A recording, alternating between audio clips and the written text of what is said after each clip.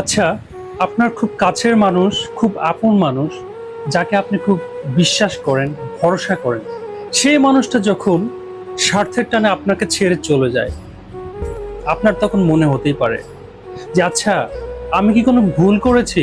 আমার কি কোনো কোনো কিছুতে কমতি ছিল? এই প্রশ্নগুলো আর করবেন না। কারণ আসলে আপনার কোনো কমতি ছিল না।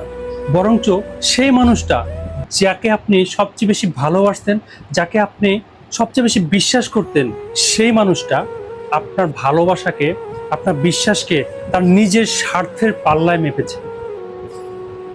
হ্যাঁ, এটাই সত্যি। যখন এইরকম কেউ আপনার জীবন থেকে চলে যায় বা চলে যেতে চায়, তখন আপনি কেন চলে যাচ্ছে সেই কারণটা খুঁজে বের করার চেষ্টা করেন।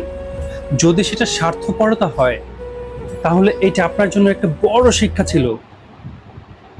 কারণ প্রকৃতি আপনাকে দেখিয়ে দিল যে কারা বা কোন মানুষটা আপনার জীবনে থাকার কোনো প্রয়োজন নেই, যেটা আপনার জন্য একটি খুবই খুবই ভালো দিক, খুব গুরুত্বপূর্ণ একটি সমস্যা সমাধানের পথ, যেখানে প্রকৃতি আপনাকে দেখিয়ে দিবে যে আসলে এই মানুষগুলো তোমার জীবনে বেকার। এই মানুষগুলো তোমাকে কখনোই তোমার ভালোবাসা, তোমার বিশ্বাসের মর্যাদা দেবে না। বরঞ্চ তারা চলে গেলেই তুমি ভালো থাকবে।